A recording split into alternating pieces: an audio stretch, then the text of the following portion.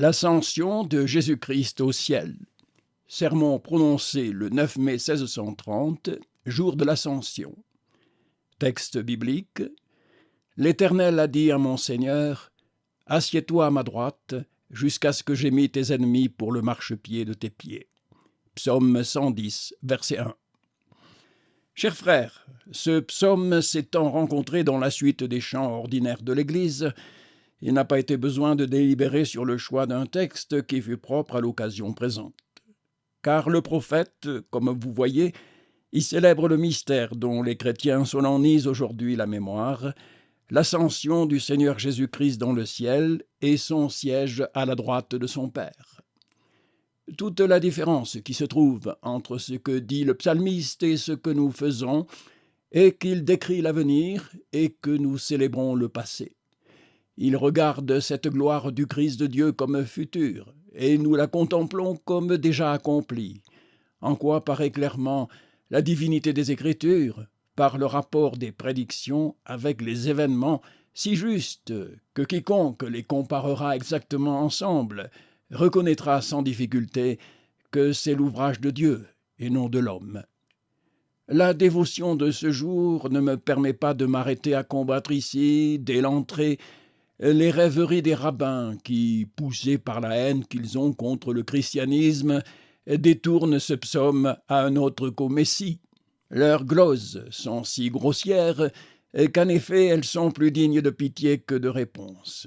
Car qui pourrait souffrir les songes qu'ils débitent sur ce lieu, n'ayant point de honte de dire que ce cantique expressément intitulé « Psaume de David » a été composé par Eliezer, serviteur domestique d'Abraham, à la louange de son maître au jour qu'il revint de la défaite des rois. Comme si Abraham avait jamais été sacrificateur selon l'ordre de Melchisédek, ou comme si Dieu l'avait fait asseoir à sa droite. Ce ne sont que des fantaisies dignes d'un peuple livré à un sens réprouvé par le juste jugement de Dieu. Laissons donc là ces misérables aveugles tâtonner en plein midi, et suivons le fil du texte sacré, la lumière des choses mêmes, l'autorité du Seigneur Jésus et de ses apôtres, l'exemple de tous les interprètes de l'Écriture et le consentement des ancêtres même des Juifs qui ont vécu avant leur endurcissement. Rapportons ce psaume au Messie que le prophète David regarde ici en esprit, comme il fait souvent ailleurs, et décrit admirablement les principaux articles de sa charge 1000 ans avant sa venue. Élevons nos yeux et nos pensées au ciel avec lui. Suivons-y le Seigneur qui est monté en la plénitude des temps et s'est assis à la droite de l'Éternel, selon la vérité de cet ancien oracle, y régnant jusqu'à ce que ses ennemis aient été mis pour le marchepied de ses pieds. Il n'était pas possible qu'il n'en arrivât pas ainsi, puisque l'Éternel l'avait dit, comme parle le prophète, c'est-à-dire puisqu'il l'avait résolu et arrêté dans son conseil éternel. Car vous savez que le dire de Dieu, c'est sa pensée et sa volonté, que l'Écriture, selon son style ordinaire, exprime avec les termes des choses humaines. Je ne m'arrête pas à vous expliquer qui est cet Éternel, le grand Dieu et Seigneur souverain de l'univers, ainsi nommé pour l'invariable constance et fermeté tant de sa nature que de sa volonté. C'est une connaissance familière à tous les fidèles. Mais nous avons à considérer comment David appelle le Christ son Seigneur. « L'Éternel a dit à mon Seigneur ». Question qui confondit autrefois le sourcil des pharisiens et réduisit leur fierté au silence, comme nous le lisons dans l'Évangile. Car puisque le Christ n'était pas encore né au temps de David, et qu'il devait naître de sa semence, comment et pour quelle raison le nomme-t-il son Seigneur? Pour résoudre cette difficulté, je dis que David et tous les fidèles qui ont vécu sous l'Ancien Testament ont reçu leur salut de Jésus-Christ et n'ont joui d'aucune grâce spirituelle que par son bénéfice, d'où il s'ensuit qu'il a été leur chef et leur Seigneur, étant clair qu'il ne communique ses grâces qu'à ses sujets, à ceux qui sont à lui et en lui, comme parle l'Écriture. La seigneurie qu'il a sur nous en tant que Christ et médiateur est fondée sur ce qu'il est notre sacrificateur, notre prophète et notre roi. Ces trois qualités lui donnent l'empire et le droit qu'il a sur nous. Or, il était aussi le sacrificateur, le prophète et le roi des fidèles qui vivaient sous l'Ancien Testament. Car, puisque Dieu leur a pardonné leurs péchés, comme chacun le reconnaît, et puisque d'ailleurs il n'y a point d'autre nom donné aux hommes sous le ciel pour être sauvés que celui de Jésus, qui ne voit que c'est nécessairement de lui que les pères ont puisé leur salut, et que par conséquent la vertu de son sacrifice leur a été appliquée. Il n'y a point de rémission sans effusion de sang, c'est-à-dire sans sacrifice propitiatoire. Que les pères aient eu rémission de leurs péchés, il est évident, et par l'histoire de leur vie, et par la doctrine de saint Paul, qui témoigne expressément qu'ils ont eu part à la cité de Dieu, leur vraie patrie, où il n'entre rien de souillé. Il faut donc qu'ils aient été arrosés du sang de Christ, seule victime capable de purifier leur conscience. Car pour le sang de leurs bœufs et de leurs taureaux, et la cendre de leurs génisses, et autres semblables propitiations légales, la nature des choses même nous montre assez la vérité que l'apôtre nous enseigne en termes explicites qu'il n'était pas possible que cette sorte de sacrifice ôtât le péché. En effet, saint Paul dit qu'ils buvaient de Christ, la pierre spirituelle qui les suivait. Ils en buvaient parce qu'ils en tiraient la rémission de leurs péchés. L'eau céleste qui coula de son côté, lorsque frappé de la verge de Moïse, c'est-à-dire de la malédiction de la loi, il s'ouvrit et versa en abondance la grâce nécessaire pour contenter, rafraîchir et vivifier les âmes pécheresses. Le Seigneur dit lui-même qu'Abraham, beaucoup plus ancien que David, a vu son jour et qu'il en a tressailli de joie. Pourquoi, si de ce jour de Christ, il ne lui revenait aucun profit, s'il ne trouvait avec nous sa paix, son salut et sa gloire? C'est pourquoi saint Jean l'appelle l'agneau mis à mort dès la fondation du monde. Non qu'en effet et réellement il ait été dès lors immolé, cela ne s'est fait qu'en la plénitude des temps. Non simplement que Dieu eut dès le commencement arrêté et prédestiné qu'il serait immolé un jour, car il semble que ce serait un langage froid et peu raisonnable de dire qu'un homme est mort dès la fondation du monde, sous ombre que Dieu a dès lors ordonné de sa mort. Mais bien parce que sa mort future dans les derniers siècles était dès le commencement efficace envers les fidèles, jetant derrière et devant elle, d'une part jusqu'au commencement, de l'autre jusqu'à la fin du monde, les filets de son sang sacré pour arroser l'ancien et le nouveau peuple et les expier l'un et l'autre de leurs crimes par cette aspersion sainte et mystique. Et c'est ce que l'apôtre signifie aussi ailleurs quand il dit que Jésus-Christ a été le même hier et aujourd'hui et l'est encore éternellement. C'est-à-dire qu'il est non simplement Dieu ou Fils de Dieu, mais toujours médiateur entre Dieu et les hommes et toujours accompagné d'une même vertu efficace pour sauver tous les croyants. J'ai dit en deuxième lieu que le Christ a été le prophète, c'est-à-dire le docteur et maître souverain de David et de tous les autres fidèles de l'Ancien Testament, car n'est-il pas, comme dit saint Jean, la vie et la lumière des hommes, c'est-à-dire leur lumière non en la nature seulement, mais principalement en la grâce. Nul ne connaît le Père sinon le Fils, et celui à qui le Fils l'aura voulu révéler. Nul ne vit jamais Dieu, le Fils unique qui est dans le sein du Père, lui-même l'a déclaré. Mais la vie et les écrits des patriarches nous montrent clairement qu'ils connaissaient Dieu. Il faut donc avouer que le Fils leur avait révélé cette vérité et qu'ils avaient puisé de sa plénitude et étudié en son école aussi bien que nous. En effet, c'est lui qui leur envoyait les prophètes qui les instruisait, comme saint Jean nous l'apprend, quand il pose expressément que Jésus était ce Seigneur souverain qui, s'étant fait voir à Ésaïe, assis dans son temple sur un trône glorieux, l'avait dépêché pour prophétiser à son peuple. D'où il paraît que Jésus était le grand prophète de l'Église ancienne, aussi bien qu'il l'est de la nouvelle. Mais je dis enfin qu'il était aussi leur roi et leur conducteur, ce grand ange particulièrement célébré dans les anciennes Écritures, qui se manifestait aux patriarches, qui gouvernait Israël dans le désert, et dont il leur fut si expressément commandé de le respecter. « Donne-toi garde, leur dit le Père éternel, de le fâcher. Écoute sa voix et ne l'irrite point, d'autant que mon nom est en lui. » Lui qui s'apparut à Josué en qualité de chef des armées de l'Éternel, et qui fit tous les exploits nécessaires pour la conservation de ce peuple. Car ce fut celui-là sans doute que les Israélites tentèrent dans le désert, comme vous en avez l'histoire dans les livres de Moïse. Or Christ était celui que les Israélites tentèrent au désert, comme saint Paul nous le déclare dans sa première épître aux Corinthiens. Ne tentons point Christ, comme aussi quelques-uns de ces anciens Israélites l'ont tenté. Ainsi, ce Christ qui est le roi du nouveau peuple, l'était aussi de l'ancien.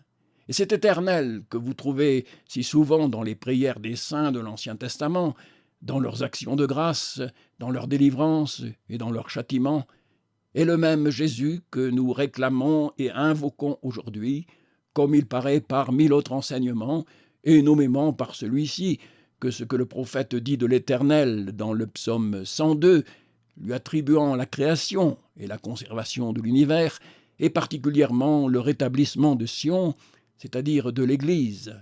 Tout cela, dis-je, est rapporté par saint Paul à notre Seigneur Jésus-Christ dans son épître aux Hébreux. Aussi voyez-vous que les souffrances des anciens fidèles sont nommées l'opprobre de Christ. Pourquoi et avec quelle raison si Christ n'eût pas été leur Seigneur? Malachie le nomme le Seigneur et appelle le temple de Jérusalem son temple. Pourquoi s'il n'y était pas servi? Daniel le nomme le Saint des Saints, qui est, comme chacun sait, le nom du Dieu et du roi de l'ancienne Église. Concluons donc que le Christ était véritablement le sacrificateur, le prophète et le roi souverain de tous les fidèles qui vivaient sous l'Ancien Testament, aussi bien que le nôtre, qui avons eu le bonheur de naître sous le Nouveau. Et c'est la raison pourquoi David l'a ici appelé son Seigneur. D'où il paraît, premièrement, que le Christ était et vivait avant que d'avoir pris notre chair dans le sein de la bienheureuse Vierge. Autrement, comment aurait-il été le prophète et le roi de l'ancien peuple? Comment les aurait-il conduits, enseignés et gouvernés?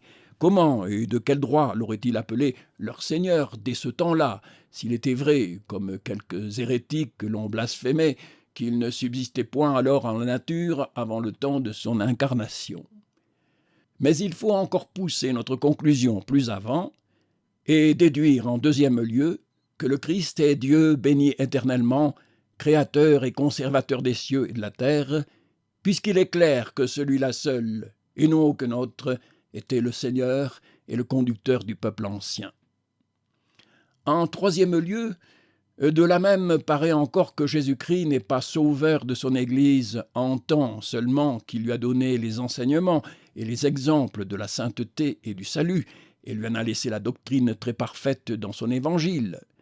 Car si cela était, il ne pourrait et ne devrait pas être nommé le Seigneur de David et des autres fidèles vivant sous l'Ancien Testament, étant clair que ni l'exemple de sa vie et de sa mort, ni la prédication de son évangile ne leur pouvaient servir, n'étant pas encore révélés en ce temps-là. Mais il est notre Sauveur en tant principalement qu'il a expié nos péchés par la satisfaction de sa croix, et en tant qu'il nous console et sanctifie réellement par l'opération de son esprit dans nos cœurs. Deux effets qu'il a pu déployer, et a déployé en effet en son Église, depuis le commencement du monde.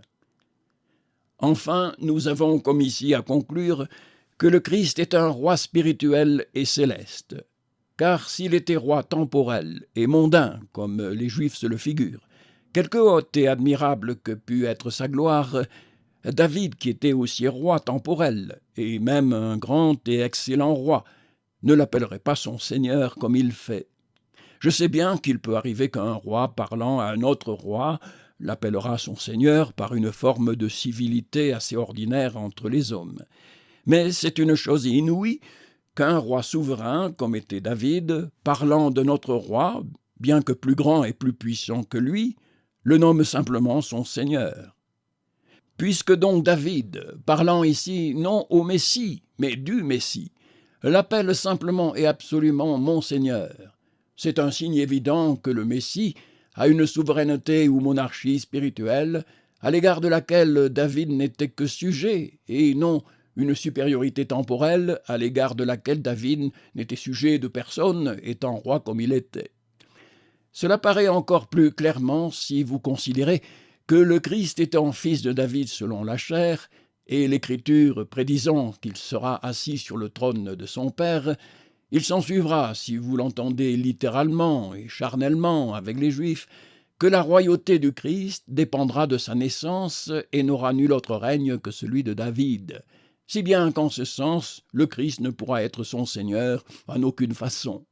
Il faut donc dire nécessairement que cette seigneurie du Christ est spirituelle et divine, dont le règne de David n'a été que l'ombre et le crayon, de sorte que quand l'Écriture dit qu'il est assis au trône de David, il faut l'entendre typiquement, c'est-à-dire qu'il est sur un trône dont celui de David son père, selon la chair, était autrefois la figure. Que reste-t-il donc, chers frères, sinon que nous prosternons devant ce grand roi, reconnu par David pour son Seigneur, adoré et célébré par tous les fidèles, nous lui rendions l'honneur, l'hommage et le service spirituel dû à sa majesté souveraine, lui soumettant non seulement nos corps et nos biens, mais aussi principalement nos cœurs et nos âmes. Et pour enflammer notre amour et notre dévotion envers lui, considérons ensuite la dignité que le Père lui a donnée. L'Éternel, dit le psalmiste, a dit à mon Seigneur, « Assieds-toi à ma droite jusqu'à ce que j'aie mis tes ennemis pour le marchepied de tes pieds. » Être assis à la main droite d'un prince signifie, dans le style de l'Écriture, être la seconde personne de son État, tenir le premier rang auprès de lui et avoir la plus haute et souveraine autorité après lui, comme il paraît par le langage de la femme de Zébédée dans l'Évangile, qui, se figurant, selon l'imagination commune des Juifs, que le royaume du Seigneur Jésus serait un empire terrestre, le supplie que l'un de ses fils y soit assis à sa droite et l'autre à sa gauche. Sur quoi notre Seigneur fait à ses apôtres une belle leçon contre la vanité. Il est clair que cette femme entendait que ses deux fils eussent les premières places dans l'état de Jésus-Christ. Cette façon de parler est tirée de la coutume des princes, qui faisaient anciennement asseoir en ce lieu-là les personnes qu'ils favorisaient du principal honneur après eux, comme vous le voyez dans l'histoire sainte, où le roi Salomon fait asseoir sa mère Bethsabée à sa main droite, d'où vient aussi que le psalmiste donne ailleurs la même place à l'épouse mystique auprès de son époux. « Ton épouse est à ta droite, parée d'or d'Ophir » psaume 45. Ainsi, vous voyez qu'être assis à la droite de l'Éternel, c'est avoir auprès de lui une autorité et puissance infinie. C'est être la seconde personne dans son empire et avoir le gouvernement et la surintendance. Cela paraît encore clairement des paroles de l'apôtre, où, rapportant ce passage, il l'exprime ainsi « Il faut que le Christ règne jusqu'à ce qu'il ait mis ses ennemis pour le marchepied de ses pieds. » Il dit « régner » au lieu d'être assis à la droite du Père. Certainement, être assis à la droite de l'Éternel n'est donc autre chose, selon l'apôtre, sinon régner et exercer une puissance et autorité royale. Cela même se prouve encore par le discours de saint Pierre dans les Actes, où, ayant allégué ce premier verset du psaume, il ajoute immédiatement « Que donc toute la maison d'Israël sache assurément que Dieu a fait Seigneur et Christ, ce Jésus que vous avez crucifié. » Ce raisonnement ne sera pas juste si vous ne posez qu'être assis à la droite de Dieu signifie être fait Seigneur et Christ, puisque l'apôtre, par ses paroles, applique à Jésus crucifié par les Juifs ce que le psalmiste entendait en disant que l'Éternel a fait asseoir son Seigneur à sa droite. Enfin, cela se reconnaît encore de ce que l'Écriture, parlant du siège de Christ à la droite de son Père, fait presque toujours mention de sa puissance, comme quand saint Pierre dit que le Christ est à la droite de Dieu, étant allé au ciel, auquel sont assujettis les anges et les puissances et les vertus. Et quand saint Paul dit que Dieu a fait asseoir le Seigneur Jésus à sa droite, au-dessus de toute principauté et puissance et seigneurie. Et ainsi souvent ailleurs, signe évident que ces saints hommes entendent par ces paroles l'établissement de notre Seigneur Jésus-Christ dans cette royauté souveraine qu'il exercera jusqu'à la fin des siècles.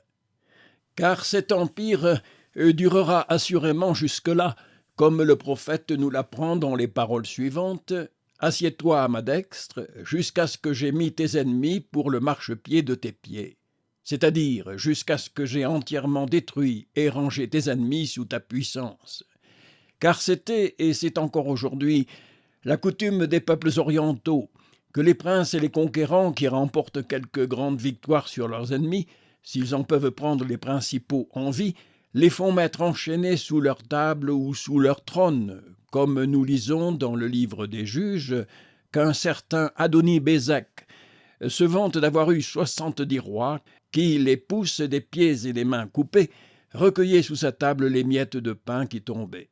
Et nous apprenons dans les histoires de l'Orient qu'en ces derniers siècles, le grand Tartare Tamerlan, ayant défait et pris Bajazet, l'empereur des Turcs, le fit renfermer dans une cage de fer qu'il traînait partout avec lui comme le trophée de sa victoire. Telle était aussi entre les Romains cette pompe glorieuse qu'ils appelaient le triomphe, quand les généraux de leurs armées, revenant de la guerre victorieux, faisaient leur entrée dans la ville de Rome et dans le principal de ses temples, sur un superbe chariot alentour duquel marchaient enchaînés les principaux de leurs ennemis captifs. Le psalmiste regarde sans doute à ces anciennes coutumes, et par ces mots, mettre les ennemis de Christ sous ses pieds ne signifie autre chose que l'en faire triompher, les subjuguant et réduisant entièrement sous son pouvoir, les dépouillant de toute force et dignité, les couvrant d'une extrême ignominie. Voilà quelle est la prédiction du prophète touchant l'exaltation du Messie. Il l'exprime en termes du temps passé. Le Seigneur a dit à mon Seigneur, selon le style ordinaire des prophètes, pour en montrer plus clairement la vérité et la certitude. En effet, la chose ne manqua pas de s'accomplir en son temps, lorsque le Seigneur Jésus, le vrai Christ de Dieu, promis dans les livres de l'Ancien Testament, après avoir fait l'expiation de nos péchés par le sacrifice de sa croix, s'étant ressuscité d'entre les morts, monta au ciel et y reçut du Père cette puissance et royauté souveraine dont l'exercice est ici appelé son siège à la droite de l'Éternel. Car le Père l'établit premièrement chef de l'Église et le fit pour cet effet le dépositaire de toutes ses grâces et qu'il dispense à son plaisir selon qu'il est à propos pour la gloire de son empire et pour le bien de ses sujets, les enseignant, les sanctifiant et consolant efficacement, tant par sa parole que par son esprit. Puis après, il fut aussi fait le chef des anges, leur roi et leur monarque, qui en disposent absolument, les envoyant çà et là pour servir ceux qui doivent recevoir l'héritage de son salut. Son trône est incessamment environné des saintes et glorieuses armées de ses esprits bienheureux. De plus, le Père lui mit en main toutes les autres créatures célestes et terrestres, tous les ressorts de la nature des choses, leur être et leur mouvement, pour les conduire, changer, altérer, accroître et diminuer, renforcer ou affaiblir, et enfin pour s'en servir avec un pouvoir absolu. Il lui donna pareillement un plein pouvoir et une autorité suprême sur tous les empires, royaumes et états de l'univers, pour les élever ou les abaisser, pour les transporter d'un lieu à un autre, et leur dispenser l'adversité et la prospérité selon son bon plaisir. Il lui assujettit aussi toutes les puissances de l'enfer qui frémissent sous son sceptre et ne peuvent rien faire ni entreprendre sans sa permission. Enfin, il lui a donné le droit de juger un jour le monde universel et de rendre à toutes les créatures les rétributions éternelles, ou de la justice, ou de la clémence divine, et pouvoir pour cet effet de ressusciter tous les hommes que la mort aura retirés de cette vie, afin qu'ils comparaissent devant son trône judiciaire. Ainsi a été accompli, en la personne du Seigneur Jésus, ce que le prophète avait prédit, que par l'ordonnance du Père, il serait assis à sa droite. D'où vous voyez que la personne de Jésus est divine et d'un être infini, puisqu'elle est douée d'une puissance et sagesse infinie. Il est clair que sans cela, il ne lui serait pas possible d'exercer une royauté si immense, car une puissance et une sagesse bornées et finies, comme est celle des simples créatures, ne suffiraient pas pour conduire l'univers, pour gouverner l'Église, dispersée en tant de lieux et en tant de siècles, pour tenir en bride les méchants et les démons même, et pour ressusciter enfin toute chair humaine au dernier jour. Ce sont là des actes d'une puissance et d'une sagesse immenses. Puis donc que le Seigneur en est capable, comme l'Ancien Testament l'avait prédit, et comme le Nouveau l'a annoncé, reconnaissez, chrétiens, que sa sagesse et sa puissance est infinie, et par conséquent aussi sa personne, car il n'est pas possible que des qualités infinies tiennent dans un sujet fini, chacun sachant qu'il faut de nécessité que ce qui reçoit une chose soit plus grand ou tout au moins égal à la chose qu'il reçoit. La personne de Jésus-Christ a en soi des propriétés ou qualités infinies. Il faut donc qu'elle-même soit aussi infinie, c'est-à-dire qu'il faut confesser qu'il est Dieu béni éternellement, puisqu'il n'y a point d'autre être infini que celui de Dieu. Toutes les choses créées étant évidemment finies, ayant leur être enclos dans des bornes certaines et limitées. D'où je confesse que l'on peut conclure légitimement qu'il est présent en tout l'univers et qu'il est dans tous les lieux du monde sans être enclos en aucun, car sans cela il ne serait pas Dieu, vu que c'est là l'une des propriétés de la divinité, et sans cela l'on ne pourrait pas dire véritablement qu'il est assis à la droite de Dieu, c'est-à-dire, comme nous l'avons expliqué, qu'il règne et gouverne absolument dans tout l'empire de son Père. Mais c'est tirer ce discours au-delà de la juste raison, d'en inférer, comme font quelques-uns, que sa nature humaine, et par conséquent aussi sa chair, est partout présente. Car être assis à la droite de Dieu est une qualité attribuée à sa personne, et non à l'une de ses natures, simplement qui lui appartient en tant qu'il est le Christ et le médiateur des hommes, et non précisément en tant qu'il est homme. Or, qui ne voit que c'est un sophisme d'appliquer à l'une des natures particulièrement ce qui convient et est attribué à toute la personne. C'est tout de même que si je concluais que le corps d'un homme est doué d'intelligence et qu'il raisonne, sous ombre que nous disons de l'homme pris dans son entier et considéré comme une personne, qu'il est doué d'intelligence et de raison. Il en est doué, qui en doute, mais à l'égard de l'une de ses parties seulement, à savoir l'âme, et non à l'égard de toutes les deux.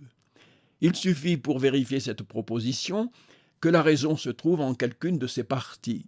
Il n'est pas besoin qu'elle réside en elles toutes.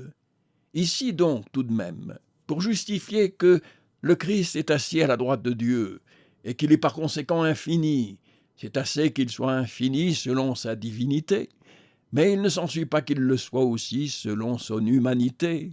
Autrement, il faudrait confondre et brouiller ces natures et trouver toutes les qualités et tous les attributs de l'une en l'autre, ce qui serait évidemment anéantir tout le mystère de notre salut. Mais l'on demande ici, premièrement, comment le Père a fait asseoir Jésus-Christ à sa droite après sa résurrection seulement. Car puisque ce siège, comme nous l'avons expliqué, n'est autre chose que le droit et l'exercice de l'empire souverain sur toute chose, Christ étant Dieu béni éternellement, n'a-t-il pas toujours été assis à la droite de son Père? À cela, je réponds que le Seigneur Jésus a deux sortes de puissance et d'autorité royale. L'une essentielle en tant que Fils de Dieu, coéternel et coessentiel au Père, l'autre acquise en tant que médiateur, l'une de nature en tant que Dieu, l'autre d'office en tant que Christ.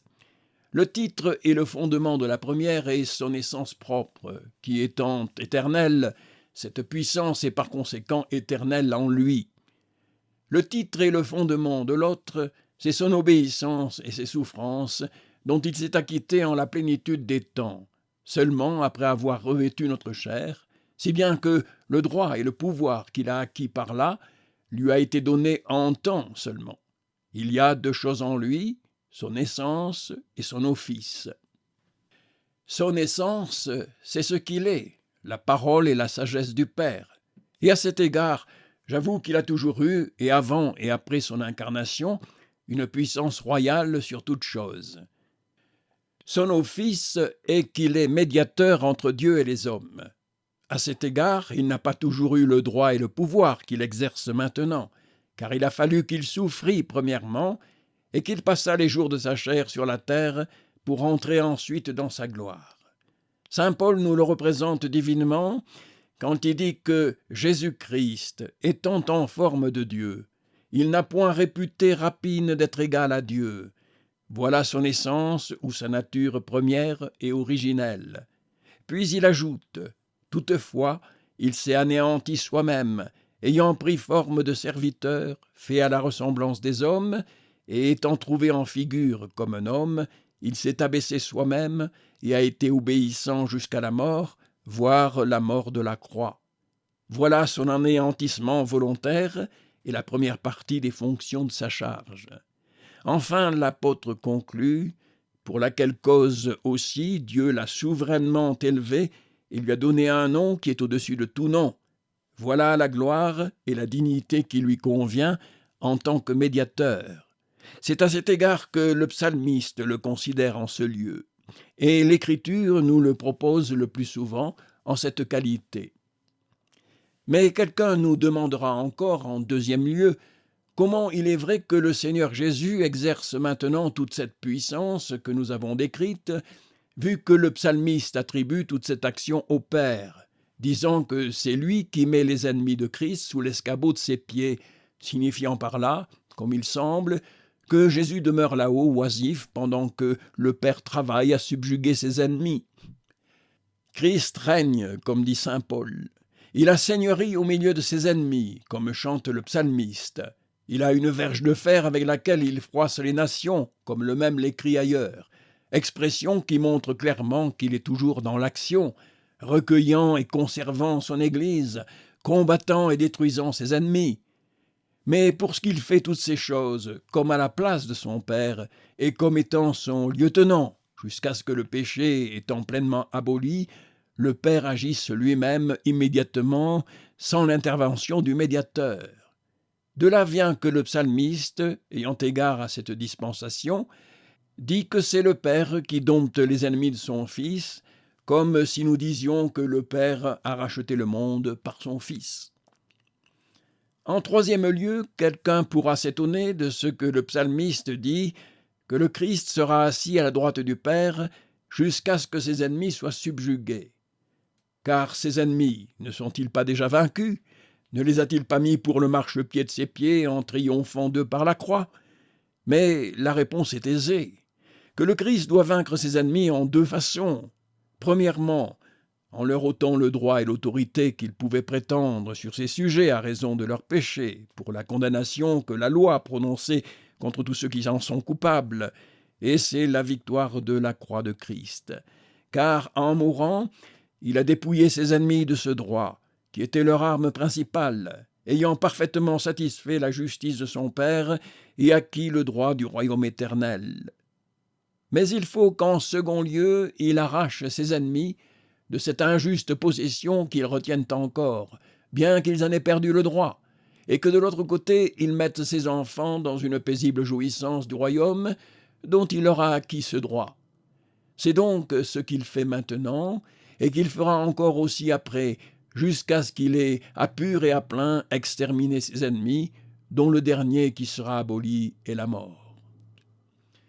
D'où paraît la solution d'une quatrième question qui se présente sur ce passage, à savoir si après cette grande et dernière ruine de nos ennemis, qui se fera au jour du jugement, le Seigneur Jésus ne sera plus assis à la droite du Père.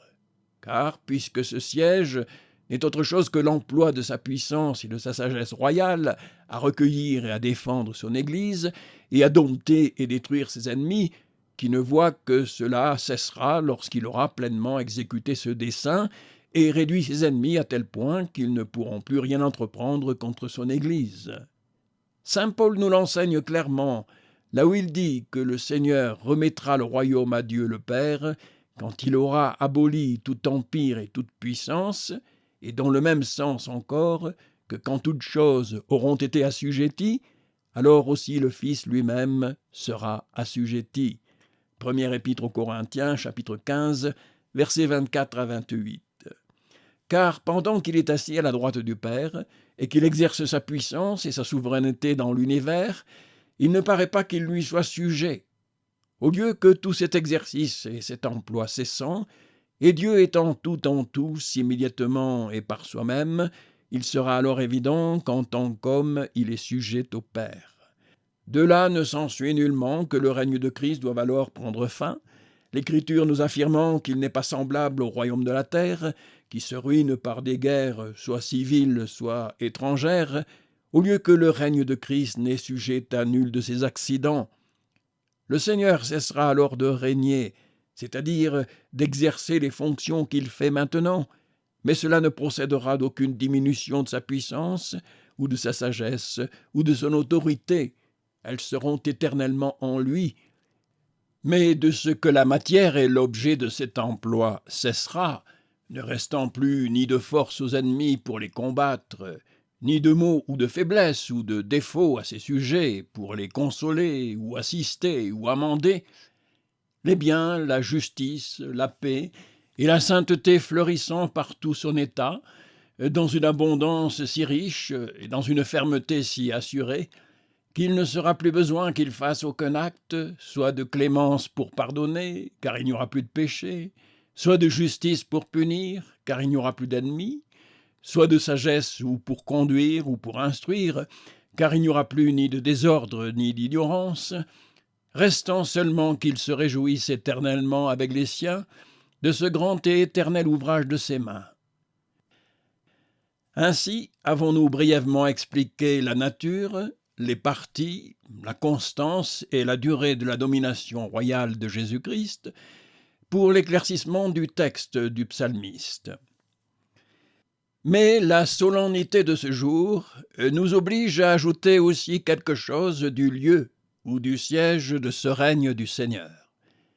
Car qu'était-il besoin, dira ici quelqu'un, que Jésus allât au ciel? Ne pouvait-il pas, demeurant ici sur la terre, s'asseoir à la droite de Dieu, puisqu'être assis n'est autre chose que régner? À cela je réponds que non, parce que cela n'était nullement convenable à la sagesse divine. Car si vous considérez l'ordre qu'elle a établi dans l'univers, vous verrez qu'elle y a tellement disposé les choses que les causes sont au-dessus des effets qui en dépendent. L'air au-dessus de la terre qui en reçoit les impressions, le ciel au-dessus de l'air et des autres créatures visibles, parce que c'est de lui qu'elles dépendent toutes.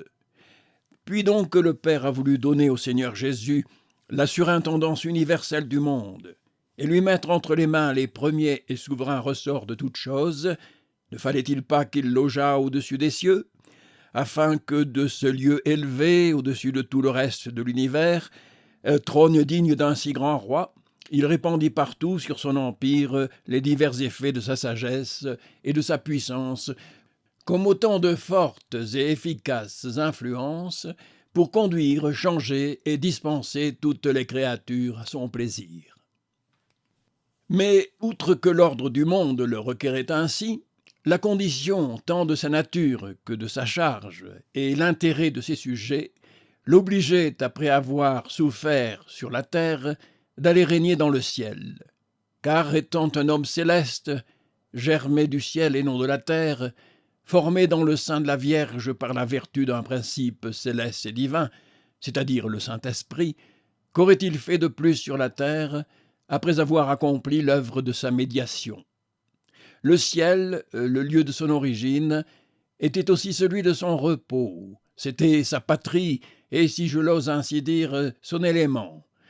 Comme donc les choses naturelles retournent d'elles-mêmes au lieu de leur repos, dès que les causes qui les en retenaient ont cessé, les choses légères en haut et les pesantes en bas, il a fallu tout pareil que cette nature de Jésus-Christ, qui bien qu'humaine était néanmoins céleste et divine, reprit son vol vers le ciel et y alla faire sa demeure, aussitôt qu'eurent cessé les raisons qui l'arrêtèrent pour un temps ici-bas afin d'y expier nos péchés. Mais sa charge l'obligeait encore à la même chose, car étant sacrificateur souverain, il fallait qu'après avoir offert son offrande dans ce parvis du temple, c'est-à-dire sur la terre, il allât la présenter à Dieu dans le sanctuaire, c'est-à-dire dans le ciel, puisqu'étant sacrificateur éternel, il lui fallait un sanctuaire éternel.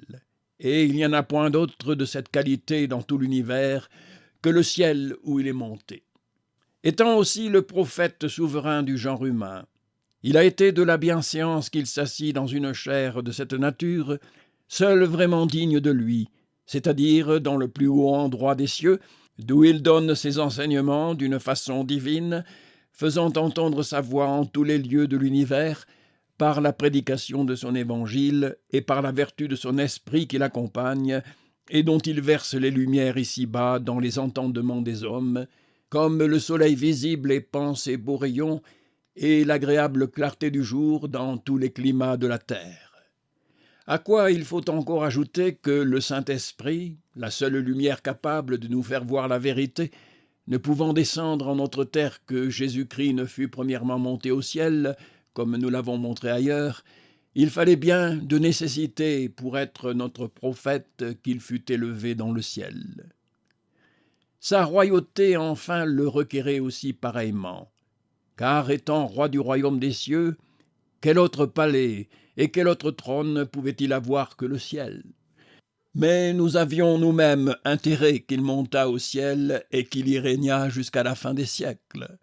Car quelle assurance pourrions-nous prendre de sa victoire et de l'acquisition de notre immortalité si nous ne l'avions vu non seulement ressusciter des morts, car plusieurs sont ressuscités qui n'ont pas laissé de mourir encore après cela, mais aussi monter au ciel, le vrai et naturel domicile de l'immortalité. Et quelle encore aurait été notre espérance sans cela, si Jésus-Christ ne l'avait relevé et affermi, emportant notre nature dans le ciel comme un gage de nous-mêmes, et nous laissant son esprit sur la terre comme un gage de soi-même. Enfin, notre charité se fût ou tout à fait éteinte, ou du moins bâtardie en une affection charnelle, si le Seigneur n'était monté au ciel. Comme vous voyez que pendant qu'il fut sur la terre, l'amour que lui portaient ses disciples avait quelque chose de puéril et de terrestre. Pour l'épurer et le perfectionner, il a retiré sa nature humaine au ciel. Pour ces raisons et autres semblables, Christ s'est assis à la droite de Dieu dans les cieux, et il régnera jusqu'à ce qu'il ait mis tous ses ennemis pour le marchepied de ses pieds. C'est donc à vous, chrétiens, de faire état que vous avez là-haut dans le ciel le prince de votre salut, revêtu d'une gloire souveraine, conduisant et gouvernant toutes choses à son plaisir, comme le Père éternel lui en a communiqué le droit et l'empire. Et de là, apprenez premièrement à le chercher là où il est véritablement, non ici-bas entre les morts, comme firent autrefois les femmes qui l'avaient suivi de Galilée, non dans les ciboires ou dans les chambres, ou dans les mains d'un homme mortel, comme font aujourd'hui les superstitieux, mais dans le ciel, le vrai trône de sa gloire, d'où il ne descendra que pour juger les vivants et les morts. Souvenez-vous, puis après, que le Père l'appelle désormais, c'est-à-dire depuis sa résurrection, non à souffrir, non à être immolé, ou à se tenir caché sur un autel de pierre ou de bois, mais bien à s'asseoir à sa droite, c'est-à-dire à la jouissance et à l'exercice d'une puissance glorieuse et infinie, et cela jusqu'à ce que ses ennemis soient domptés, c'est-à-dire jusqu'à la consommation des siècles. En conscience, serait-ce être assis à la droite de la majesté divine, d'être enveloppé dans les espèces d'une hostie plus mince et plus chétive que les langes où il fut autrefois couché au commencement des jours de son anéantissement? Serait-ce être assis à la droite de l'Éternel, de couler par le gosier dans les ordures et les immondices de l'estomac d'un homme, et souvent d'un méchant homme comme d'un Judas, et quelquefois même, ô horreur, dans l'estomac d'un animal? Serait-ce être assis dans un trône de gloire, de moisir dans un ciboire, d'y être sujet à l'humidité, à la pestilence, au feu et autres accidents des choses matérielles, insensibles, sourds et aveugles, arrière à jamais de nos cœurs des pensées si grossières et si monstrueuses? Notre Christ, ô homme, est un Dieu tout-puissant, manifesté en une chair qui véritablement a souffert autrefois pour expier nos crimes, mais au reste est monté à l'issue de ce combat dans un palais royal là-haut, au-dessus des astres, où est son corps, non sombre et obscur, et méprisable et invisible, comme vous le feignez, mais plus clair et plus resplendissant que le soleil, non faible et ayant besoin de nos mains et de nos épaules pour le porter, mais tout-puissant et soutenant l'univers par sa force, non oisif et croupissant dans un petit lieu sans y rien faire, mais agissant et remuant toutes choses, non gisant dans l'ordure et dans les bassesses de la terre, mais assis à la droite de Dieu dans les plus hauts lieux de l'univers. Ne me dites point que la vertu de vos paroles l'évoque ici-bas, et qu'elle l'y retient continuellement, le faisant descendre à quand bon vous semble jusque dans votre estomac. Son prophète nous a prémunis de bonheur contre votre séduction, nous ayant ici avertis que le Christ de Dieu sera assis à la droite de son Père jusqu'à la consomption de ses ennemis, c'est-à-dire jusqu'à la fin du monde. Je ne vois point qu'ils doivent descendre en notre terre. Je trouve seulement qu'il nous faut monter en son ciel. Si vous voulez donc, âme fidèle, avoir quelque chose de lui, son esprit, sa consolation, la vertu de sa chair et de son sang, élevez-vous au ciel où il est. Ne vous adressez point à la terre où il n'est pas. Comme les anciens Israélites attachaient leur dévotion au temple et à l'arche de Jérusalem, l'enseignement visible que Dieu leur donnait de sa présence, il nous faut aussi maintenant attacher nos yeux et nos cœurs au ciel, le saint lieu qui contient notre arche, c'est-à-dire le corps de notre Seigneur Jésus. Mais, chers frères, si nous avons dans cette méditation un excellent bouclier contre l'erreur du pape, qui loge Jésus-Christ et le bien du chrétien sur la terre, au lieu qu'il est dans le ciel, nous y avons d'autre part un puissant remède contre les séductions du monde et de la chair, qui retiennent tant qu'ils peuvent nos cœurs ici-bas. Fidèles, souvenez-vous que votre trésor est dans le ciel, que votre cœur y soit aussi. Que cherchez-vous sur la terre? Pourquoi y laissez-vous ramper vos affections et vos désirs? Avez-vous oublié que tout ce qu'elle vous promet de bien n'est que vanité, une figure creuse et vide qui passe légèrement? Avez-vous oublié que ce Christ qui est là-haut et auquel vous pensez si peu tient en sa main la plénitude des vrais biens, la paix, la joie et les délices secrètes de l'esprit, la vie et l'immortalité? Chers frères, j'aurais ici à faire de grandes plaintes contre les mœurs de la plupart de nous, qui, faisant profession d'être les membres d'un Christ tout céleste, et de n'adorer et de ne servir que lui, ne respirent rien moins que le ciel et n'adorent rien que la terre. Mais j'aime mieux prier ce souverain Seigneur, assis là-haut à la droite de son Père, qu'il étende sa main puissante et les arrache de cette malheureuse boue où ils se sont enfoncés, pour les ressusciter et les faire asseoir ensemble avec lui dans les lieux célestes, leur persuadant une fois par la démonstration de son esprit, ce qui nous a si souvent et si clairement enseigné dans sa parole, que nul ne peut avoir part en lui s'il ne monte au ciel avec lui, s'il n'y fait reposer son amour et ses désirs. Et c'est en vain que nos esprits et nos corps attendent la rédemption de ce Seigneur céleste, tandis que l'avarice ou la volupté ou l'ambition nous tiennent englués dans la terre. Que si par sa miséricorde il nous a déjà sanctifiés au moins en quelques degrés, s'il a élevé quelque petite partie de nous dans son ciel, fidèles, ne craignons plus rien après ce bonheur. Aux maux dont les ennemis nous menacent, opposons le Christ que Dieu nous a donné et la puissance éternelle dont il l'a couronné.